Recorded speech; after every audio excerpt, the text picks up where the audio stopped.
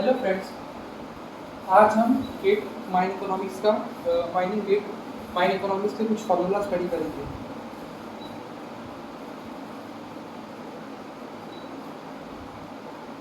Mine economics का जो subject है इसमें जनरली टू से 5 से 6 मार्क्स के क्वेश्चन पूछते हैं और जनरली 4 या 3 मार्क्स के भी क्वेश्चन पूछते हैं। तो इसमें से जो सबसे कॉमन फार्मूलाज जो समरी में हम पढ़ने जा रहे हैं वो यहाँ पे लिखे हैं मैंने। तो सबसे पहले फार्मूला है सिंपल इंटरेस्ट का। सिंपल इंटरेस्ट का फार्मूला होता है PRT।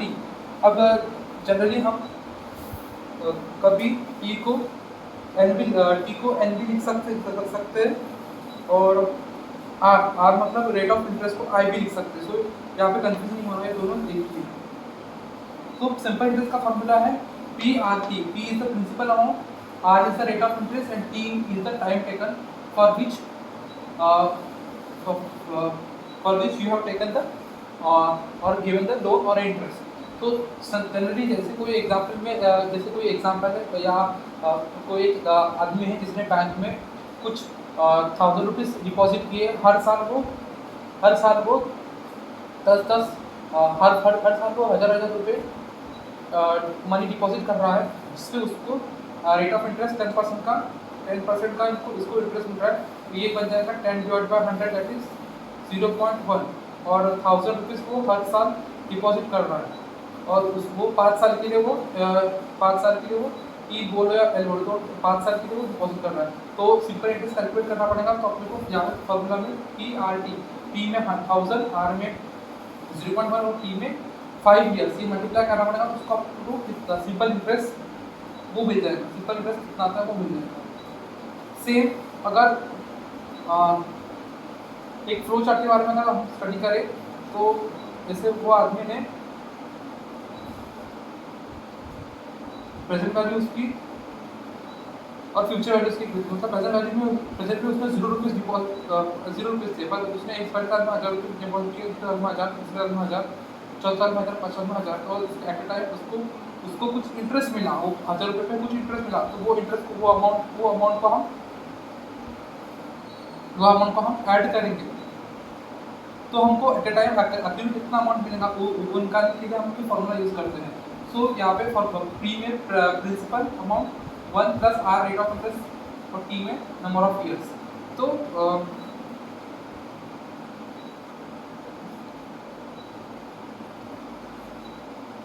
अमाउंट का फॉर्मूला होता है amount is equal to principal plus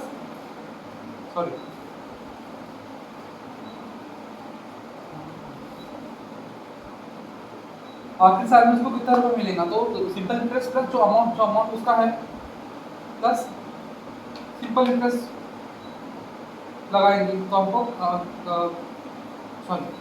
amount is equal to principal plus interest. जो प्रिंसिपल है प्लस सिंपल इंटरेस्ट का ये फॉर्मूला उन्होंने लगाया। इन्होंने क्या किया, यहाँ पे P प्लस आर टी ये प्रूव करना था। P को कॉमन निकाल दिया, 1 प्लस आर टी ये बचा। तो यही फॉर्मूला से हम सिंपल इंटरेस्ट के लिए कितना अमाउंट लग रहा है वो ये फॉर्मूले से कैलकुलेट करेंगे। अब कंपाउंड इंटरेस्ट में कंपाउंडिंग होती है, थोड़ा अलग टाइप का इंटरेस्ट सिस्टम है। तो इसका फॉर्मूला है P 1 plus R to the power T minus P। और अगर इसका अमाउंट निकालना होगा तो आपको फॉर्मूला यूज करना पड़ेगा P 1 plus R to the power T। ठीक है, तो यहाँ पे P 1 plus R 1 plus I लिख सकते हैं, to the power n minus P ऐसा भी लिख सकते हैं। अभी एक ये इतना हो गया। अभी एक अलग कॉन्सेप्ट आता है कुछ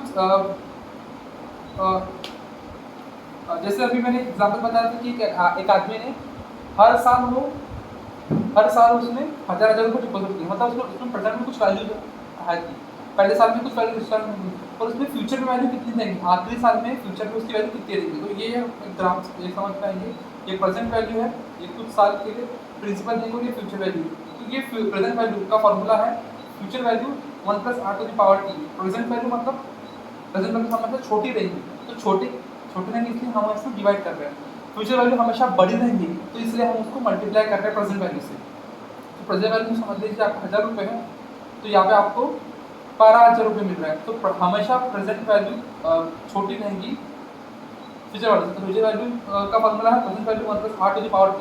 यहाँ पे आप आर की जगह आई भी लिख सकते हो, तो rate of interest and P मतलब number of compounding year that is 5 years, वो आप मल्टीप्लाई यहाँ पे कर सकते हो। नेक्स्ट इज अगर आपको एक यूनिफॉर्म सीरीज में दिया है, अब uniform series non uniform series ये एक अलग कॉन्सेप्ट है, उसको भी हम स्टडी करेंगे। तो जैसे अभी एक एग्जांपल लीजिए, ये तो सिर्फ हो गया कि एक कोई आदमी है जिसने एक साल में पहले साल में 1000 रुपये डिपॉजिट किए बैंक में, तो प्रेजेंट वैल्यू होगी उसकी। तो उसमें फ्यूचर में अगर उसको कुछ एक साल के लिए उसने रख दिया बैंक में पैसे, पर वो पैसे को फिर कुछ इंटरेस्ट लगेगा, तो वो इंटरेस्ट लगा के वो अमाउंट कितना देगा, तो उसकी फ्यूचर वैल्यू। अब ये है सिर्फ एक साल के या कुछ महीनों के लिए। अब अगर कभी वही आदमी ने दूसरे बैंक में कुछ 3 साल के लिए उसने पैसे डाल दिए यहाँ पे, पहले ईयर में, दूसरे ईयर में, तीसरे ईयर में, तो यहाँ पे यूनिफॉर्मली वो 1000 रुपये डाल रहा है, 1000 रुपये 100 रुपये 100 रुपये, यहाँ पे 100 रुपये, पर ये उसकी प्रेजेंट वैल्यू है और ये उसकी फ्यूचर वैल्यू। फ्यूचर वैल्यू को निकालने के लिए फॉर्मूला क्या है? प्रेजेंट वैल्यू का फॉर्मूला है, प्रेजेंट वैल्यू का फॉर्मूला है p 1 + i to the power n - 1 divide by i 1 + i to the power n, और फ्यूचर वैल्यू का फॉर्मूला है present value 1 + i to the power n - 1 divide by i। अब present value है तो यहाँ पे सिर्फ क्या चेंजेस है कि i से ये मल्टीप्लाई हुआ है, तो यहाँ पे सेम रहा, तो हमेशा प्रेजेंट वैल्यू बड़ी रहेगी में थोड़ा कॉम्प्लेक्स रहेगा, और फ्यूचर वैल्यू उसकी, तो यही ट्रिक से आप लोग फॉर्मूला भी रन कर सकते हो। ठीक है, ये हो गया यूनिफॉर्म सीरीज के लिए, और ये होगा एक कांस्टेंट ईयर के लिए, सिंपल ईयर के लिए। अब एक और फॉर्मूला आता है, जैसे अभी वही आदमी ने पहले साल में उसने 1000 रुपये डिपॉजिट किए, उस साल में 1200 रुपये डिपॉजिट किए, इस साल में 1300 रुपये। अब इसमें प्रिंसिपल हमेशा चेंज हो रही है, P1 कुछ अलग है, P2 कुछ अलग है, P3 कुछ अलग है, तो इसके लिए एक और फॉर्मूला आता है, वो फॉर्मूला भी मैं बता देता हूँ आपको। वो फार्मूला होता है प्रेजेंट 1 मिनट,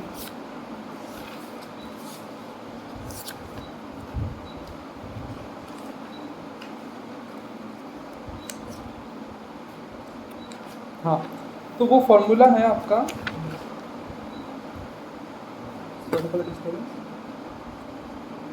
वो फार्मूला में आप क्या करोगे, आप सिंपल ये वाला फार्मूला लगा के यूज करोगे। तो present value is equal to, और आपको प्रेजेंट वैल्यू चाहिए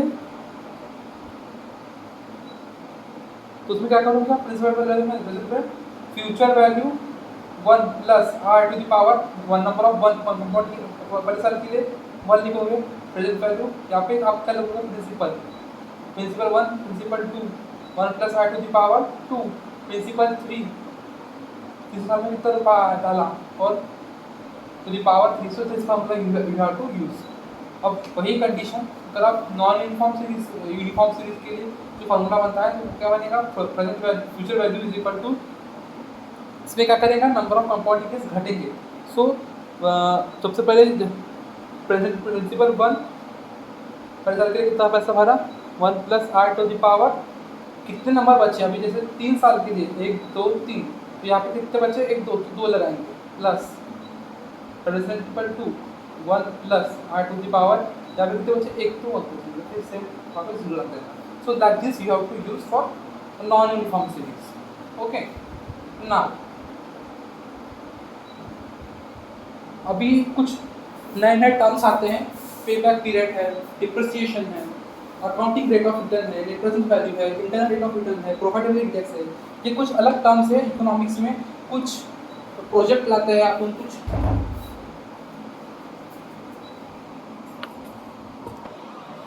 हाँ, तो पे बैक पीरियड मतलब क्या होता है, पे बैक पीरियड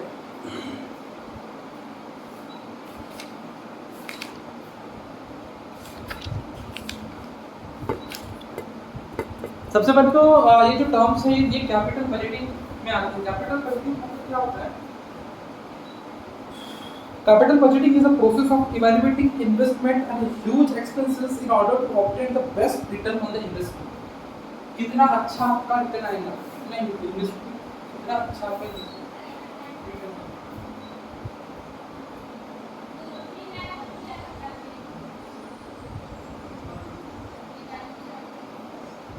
तो ये जो टर्म्स हैं कैपिटल बजटिंग में आते हैं।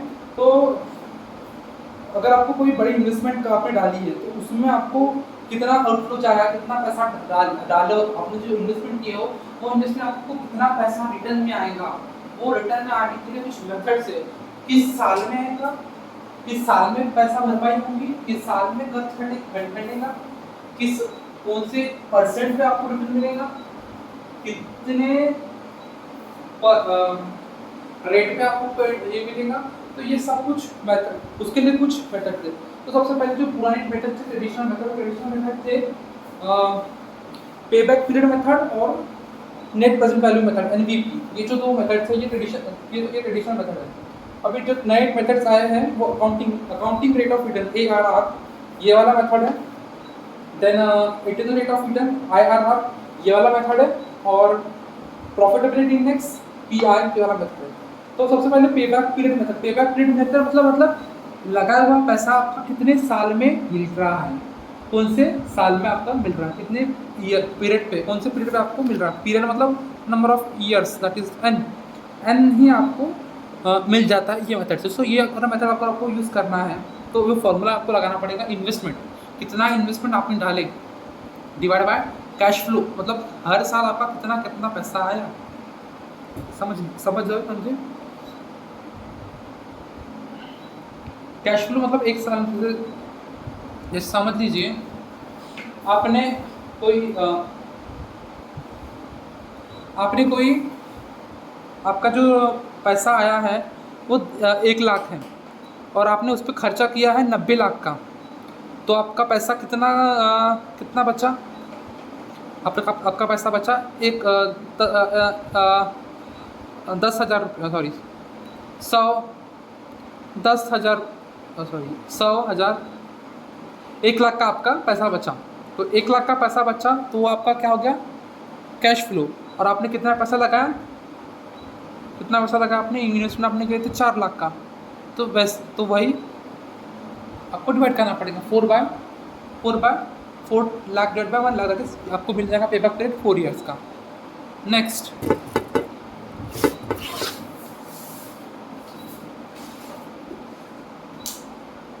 मेथड है आपका डिप्रिसिएशन। अब डिप्रिसिएशन क्या होता है,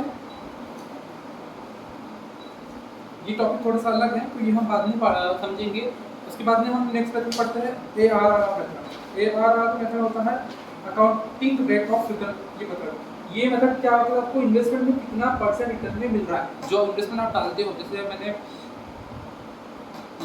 1 लाख रुपए का इन्वेस्टमेंट किया और मुझे हर साल 18,000 रुपये मिल रहा है, तो उसका फॉर्मूला क्या है, एवरेज इनफ्लो, कितना पैसा आपका आया डिवाइड बाय इनिशियल इन्वेस्टमेंट। ये सेम उसका उल्टा है जो पेबैक पीरियड में हम पढ़े थे। तो एवरेज इनफ्लो हमारे सामने 18,00,000 रुपये हमारे को हर साल मिल रहा है, डिवाइड बाय 1 लाख रुपये का हमने इन्वेस्टमेंट डाले, तो उसको डिवाइड करेंगे तो आपको 18%। ये परसेंट में देता है, वो नंबर वो ईयर में देता है। Accounting rate of return percent में आपको कितने % में आपका रिटर्न मिल रहा है, तो आपको पता लगा दे देगा। नेक्स्ट मेथड है net present value method, NPV। सबसे सिंपल और सबसे इजी मेथड है ये। नेट प्रेजेंट वैल्यू मतलब क्या होता है,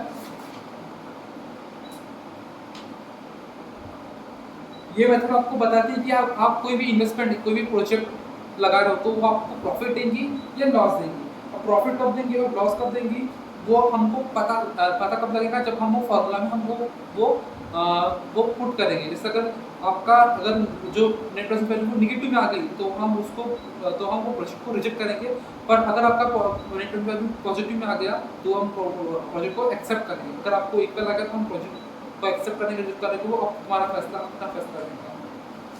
सो अगर ये मेथड का फॉर्मूला जनरली बनता है, जैसे माइनस, सबसे पहले तो इसमें माइनस लगता है, यहाँ पे माइनस हमने नहीं जाता, उसमें हमने कैश फ्लो बाय 1 + 8 की पावर मतलब प्रिंसिपल बाय 1 + 8 की पावर n ये लगाया। तो अगर ये मेथड को यूज़ करना है तो सबसे पहले आपको माइनस में इन्वेस्टमेंट माइनस में इन्वेस्ट को लिखना पड़ेगा।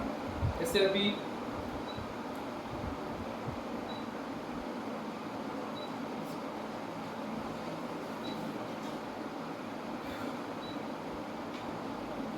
हमने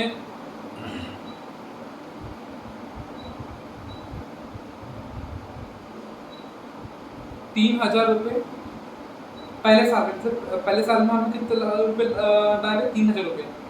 दूसरे साल में आपको कितने पैसे आए, 10,000, फिर 2,000, फिर 3,000। तो सबसे पहले माइनस में हम लिखेंगे, माइनस जो वैल्यू आपकी रहेगी पहले साल में 0 ईयर में, फिर प्लस 1 ईयर में, एंड में क्या आ जाएगा 1, फिर नेक्स्ट में 2, देन 3। तो ऐसे कैश फ्लो आपके वो लिखेंगे। आपको नेट प्रेजेंट वैल्यू अगर वो वैल्यू पॉजिटिव में आ गई तो एक्सेप्ट करेंगे, नेगेटिव में आएगा तो रिजेक्ट करेंगे। Now next is profitability index method. Accounting rate बाद में पड़ेगी, अकाउंटिंग रेट हो गया था। Internal rate of return, internal rate of return मतलब क्या होता है, जब तुम्हारा नेट प्रेजेंट वैल्यू 0 आ गया, जब तुम्हारा नेट प्रेजेंट वैल्यू 0 आ गया तो वो इंटरनल रेट ऑफ रिटर्न मिल जाता है। ये क्या है, ये डिस्काउंट रेट है that makes the net present value cash flow equal to 0 in all discounted cash flow of the analysis. तो जनरली यही फॉर्मूला आपने लिखा है, net present value is equal to 0। यही अगर आपने याद कर लिए इंटरनल रेट ऑफ रिटर्न का तो आपको उसका नेट प्रेजेंट वैल्यू दे देगा। So if the rate interest ले रहा है, कितना इंटरेस्ट है वो आपका वैल्यू है। तो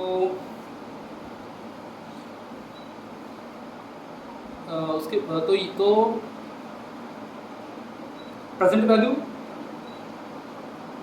वो जो है वो है करेगा तो माइनस में, प्लस पहले साल पे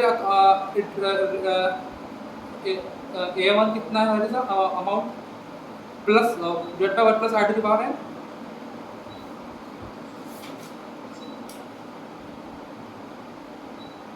फिर इसमें कुछ ट्रायल और एरर मेथड भी रहती है इंटरनल रेट ऑफ रिटर्न में, वो भी समझने के लिए इजी। उसके बाद में profitability index method. Profitability index method क्या होता है,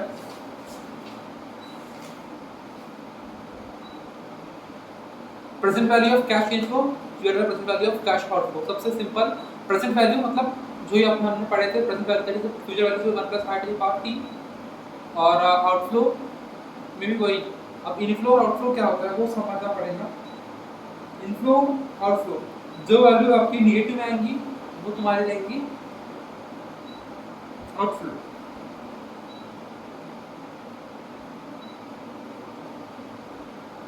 और जो वैल्यू तुम्हारी पॉजिटिव में आएंगी वो रहेगा इनफ्लो। इनफ्लो मतलब पैसा आया और आउटफ्लो मतलब पैसा गया। सो वो क्वेश्चन समझ के आपको फार्मूला में फॉर्मूला करके फिर दोनों को सॉल्व करके वो फार्मूला में पुट करोगे तो आपको प्रॉफिटेबिलिटी इंडेक्स पता चल जाएगा। इसके बाद में और कुछ टर्म्स आते हैं जैसे सिंकिंग फंड फैक्टर है, कैपिटल रिकवरी फैक्टर है। ये तो यही फार्मूला से बन के आ जाता है, वो हमारे को इतना काम में कभी नहीं है। अब depreciation that is the formula, उसका फार्मूला है initial investment by salvage value divided by useful life. तो इनिशियल इन्वेस्टमेंट मतलब कितने साल आपने सबसे स्टार्टिंग में कितना इन्वेस्टमेंट किया, माइनस सैलवेज वैल्यू। जो कोई चीज़ है, जैसे कोई कार लिया आपने तो वो कुछ साल के बाद उसकी वैल्यू घटती जाएगी, तो उसकी भंगार की कीमत कितनी है, that is salvage value divided by useful life. उसकी लाइफ कितनी है, 3 साल तक चलेगी वो कार, 4 साल तक, तो वो आपको डिवाइड में करना पड़ेगा। तो वो आपको डिप्रिसिएशन उसका पता लगा के देते हैं। अब डिप्रिसिएशन के कुछ मेथड्स हैं सॉल्व करने के, जैसे रिड्यूसिंग बैलेंसिंग मेथड है,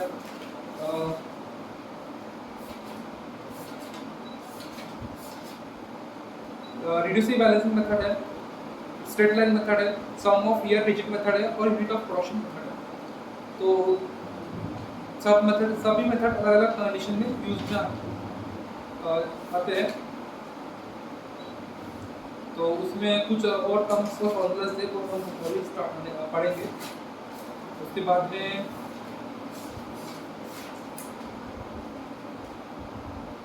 nominal rate of return, then nominal interest rate, effective interest rate, इसके भी कुछ फॉर्मूलाज हैं वो भी हम अभी आगे नेक्स्ट में पढ़ेंगे। तो सिर्फ प्रॉफिट का फॉर्मूला क्या होता है, रेवेन्यू माइनस कॉस्ट कितना पैसा आपका आया डिवाइड बाय कितना पैसा आपका लगा, सॉरी कितना पैसा आपके पास आया माइनस कितना पैसा आपने खर्चे में गया, दैट इज आपको वो प्रॉफिट देगा।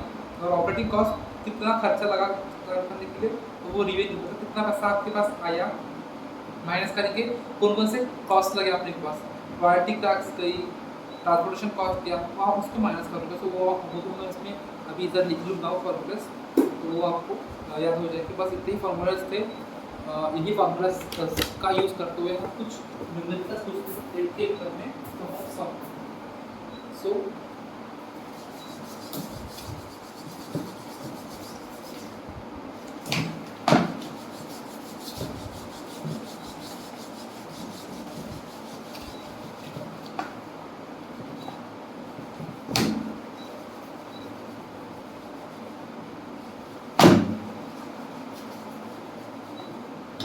सबसे पहले डिप्रिसिएशन का मैंने फॉर्मूला बता दिया था, initial investment minus salvage value divide by useful life. इससे कुछ मेथड्स है, 4 मेथड्स हैं, चारों को मैं नाम भी देता हूँ। Reducing,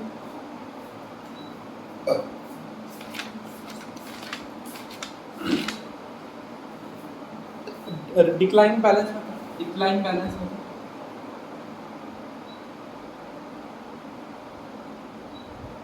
straight line method,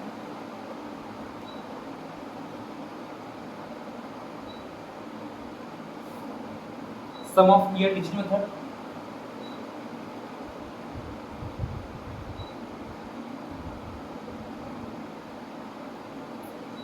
unit of production method.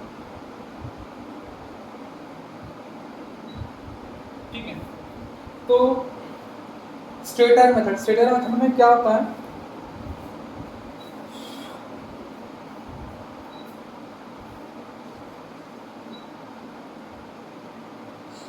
आपको बुक वैल्यू दी गई रहती है,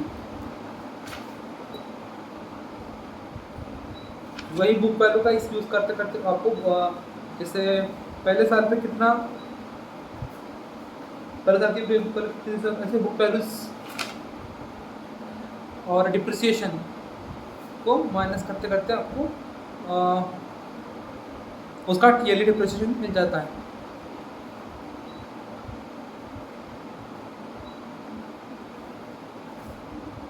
then decline reducing balance method में क्या होता है, आपको सैल्वेज वैल्यू का फॉर्मूला किया रहता है, बुक वैल्यू का फॉर्मूला रहता है। सैल्वेज वैल्यू का फॉर्मूला क्या है, सैल्वेज वैल्यू का फॉर्मूला और बुक वैल्यू का फॉर्मूला ये मैं बता देता हूँ। सैल्वेज वैल्यू का फॉर्मूला होता है future value is equal to 1 into 1 plus r to the power n, और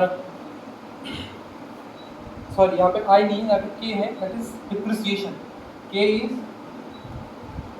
is depreciation, yes, and book value का फॉर्मूला है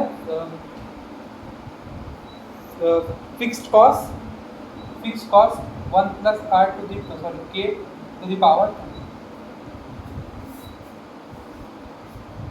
और k को निकालने के लिए तो एक और फॉर्मूला बनता है, that is 1 minus n under root salvage value by fixed cost।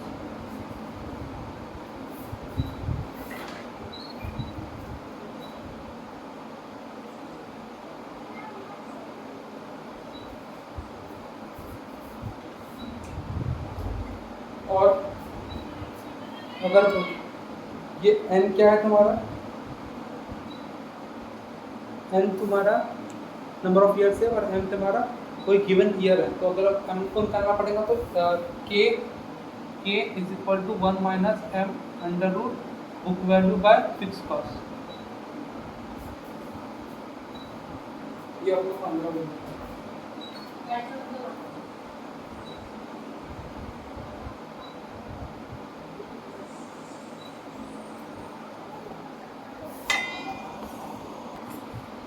इसके बाद में और फॉर्मूलेज हैं, ये तो हो गए रिड्यूसिंग बैलेंसिंग के फॉर्मूले। Sum of year digital method है, इसमें भी सम ऑफ ईयर का फॉर्मूला होता है, that is sum of year SOY is equal to 1 plus n bracket n+1 divide by 2। और अगर डिप्रिसिएशन निकालना पड़ेगा तो इसका, तो वो फॉर्मूला होता है डी के में n+1 माइनस के divide by 2, sorry divide by sum of year initial cost minus salvage value. ये फॉर्मूला सम ऑफ ईयर का फॉर्मूला। यूनिट ऑफ प्रोडक्शन का फॉर्मूला सबसे इजी होता है। यूनिट ऑफ प्रोडक्शन का मतलब क्या होता है? ये कोई फ्रैक्शन से डिपेंड होता है। प्रोडक्शन का capacity, service unit consume during day into total unit cost. कितना कंज्यूम हुआ है का यूसेज कितना हुआ है वो मशीन का, इसका डिवाइड बाय कितनी सर्विस आपको दिख सकता है into initial cost minus service value. So ये उसका फॉर्मूला है। फॉर्मूला क्या है उसका? VN service unit consume divide by total service cost into fixed cost minus service value, sorry initial cost minus service value. अब एक और टर्म आता है डिप्लीशन। डिप्लीशन मतलब depletion is the reduction of quantity of factor of production और as result of a production process. तो I का formula, depletion का फॉर्मूला क्या होता है? I is equal to investment into output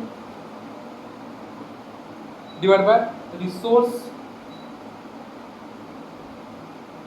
endowment. ठीक है। उसके बाद में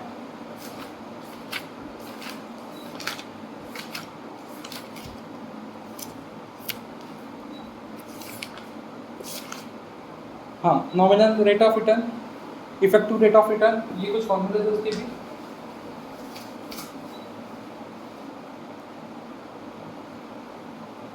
इफेक्टिव रेट IE का फॉर्मूला होता है 1 प्लस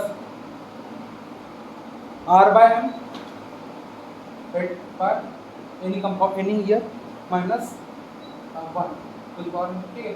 और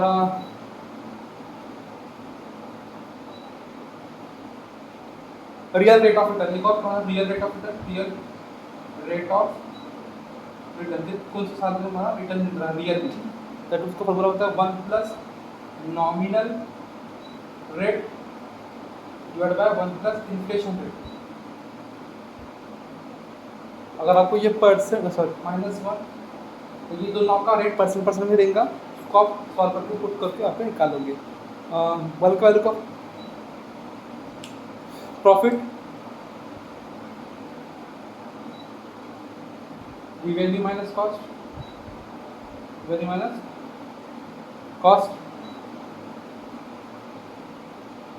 operating cost is equal to revenue minus, अगर ट्रांसमिशन कॉस्ट लग रहा है तो वो प्लस कर लीजिए और कोई माइनस कर दीजिए उससे। रॉयल्टी टैक्स लग रहे हैं तो वो करेंगे माइनस कर रॉयल्टी टैक्स। तो ये इसका ऑपरेटिंग कॉस्ट का फॉर्मूला बन जाता है। So this are some formulas जिसके यूज़ कर से आप सिंपल न्यूमेरिकल सॉल्व कर सकते हो। यही फार्मूलास का ही इस्तेमाल, और यही फार्मूला कभी यूज़ समझ लीजिए तो आपका पेपर हो सकता है।